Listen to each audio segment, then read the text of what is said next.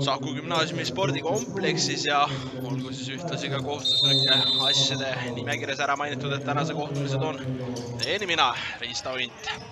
Aga siin juba mäng on pigem sellise kiire alguse saanud ja ära ehk kiiremini ülesse kui alustanud nelik. Kohe siit ka võimalus tekkimas ja ei ole üldse paha, aga Valkjainen seal korralikult lillele pihta saab.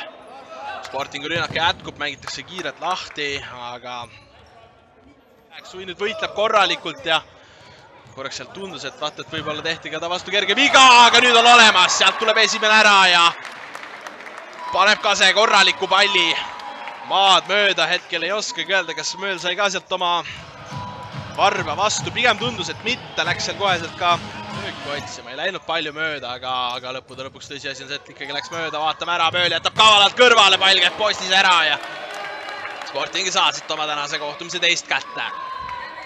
Tablool endiselt numbrid 1-0.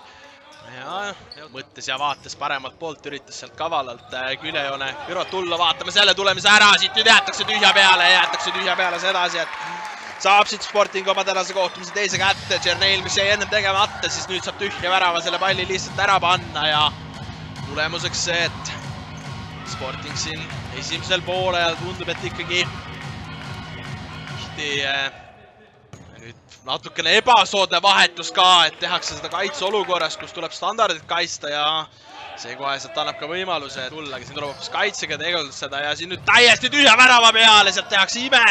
Lill toob siukse asja välja ja korralikult saab siit korraks ka kiita Arseni Amaljovi, kes seal õigel hetkel ka peaga selle puut ära tegi. Kas siit nüüd tuleb kohe vastu ja lõpetada saab? Valkjainen tuleb ka ja nüüd on löögikoht ja lõpuks, mis jääb alguses saamata, saadakse siin poole ja lõpus kätte. 10 sekundit kopikaid peale kella peal minna ja Valkjainen saab ka nüüd siit oma tabamuse kirja. See on Sportingu kolmas ja vaata Madissoni välja. Mööl jätab sealt hästi üle ja nüüd tuleb ära. Siit tegelikult juba lühikese aja jooksul teine väga sarnane kombinatsioon lõpeb sellega, et Sporting saab siit teise poole alustuseks kohe oma teise poole esimese värava. Kui ta nii-öelda klubisisene konkurent Maarja Kuum, kes esimest poolaega alustas värava suul, vaatame ära, Mööl paneb siukse asja, paneb ära, oi ja sealt Laiti Mõrkest 5 Sportingule. Ja ütleme nii, et raske on paremini lüüa. Lill läks sealt värava suult välja, tegi ennast suureks, pani kõik kohad kinni, aga kõrvade vahel oli see, kus Vladimir Ivanuško puude veab alt ja samal ajal juba tuleb vastu, jäetakse tühi värav, esimene võetakse ära, nüüd on seal küsimust ja pannakse ikkagi teine ära.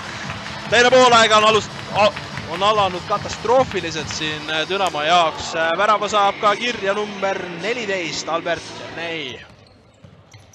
Kase keerab hästi, keerab löögile ka ja suur mees ja seda kahuri jalga on korralik löök selle tagumise posti suunas ja vaata, et siin korduse võimalust vist ei ole, aga tundus, et käis sealt ka posti põrkest see pall ära, seal saab kiirelt ka Mööli suunas, see pall varastatakse vahelt ära, nüüd on võimalik tulla ja tuleb esimene ära. Dünamo saab siit oma auvärava vähemalt kätte ja värava autoriks Ivanuško.